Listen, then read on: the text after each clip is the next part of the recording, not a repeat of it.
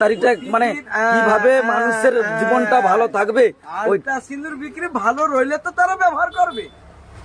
শালা শরীর ভালো রইতে কাঁসার বাসনে খাবেনি, টিন কলায় খাই কি মরবে। 1 টাকা মূল্য নেই টিন খোলা, ঠিক। 2000 টাকা দামে কাঁসার বাসন বস্তায় বাঁধি রাখবে। ঠিক।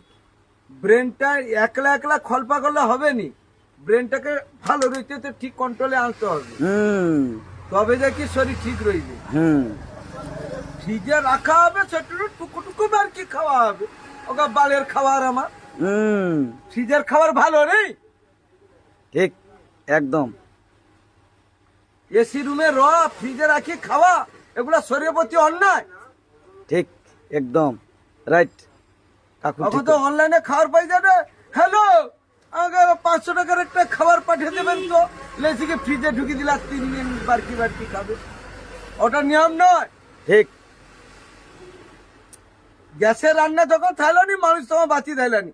গ্যাস আসতে ফ্রিজ আসিতে মানুষ একবারে চক্ষাই যাটে, দুর্বল একবারে নাই, আরো বেশি দুর্বল। কি জলটা পান করা উচিত বলে দাও? জল, হ্যাঁ, পুকুরের জল, মাঠের জল আগে খাই কি মানুষ বাঁচিয়ে আছে, 100 বছর বাঁচিয়ে আছে, তা নিয়ে ওকে বাঁচিয়ে আছে। আর ওকে কিনা জল খাই কি 10-20 বছরের স্ট্রোক রোগে লোক হাত মেলা।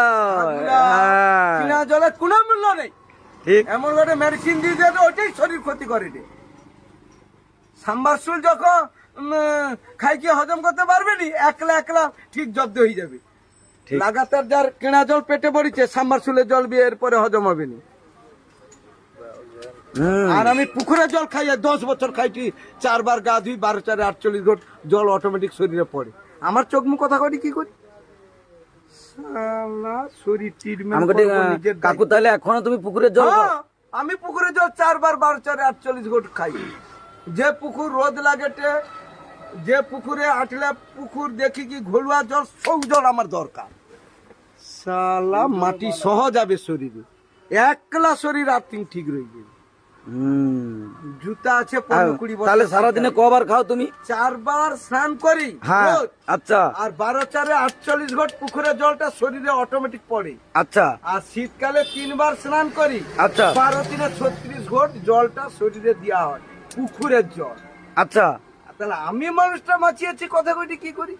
আর কিনা জল খাওয়ার পরে, কুড়কুড়ে প্যাকেট খাওয়ার পরে ঠেলি দিলে ধান চালিয়ে যাবে। তাহলে তুমি সারাদিনে কয়বার খাও? একবার খাই অন্ন, শুধু রাত্রে। শুধু রাত্রে একবার খাও? রাত্রে একবার, দুপুরে ভাত আর পান্তা দরকার হয়নি।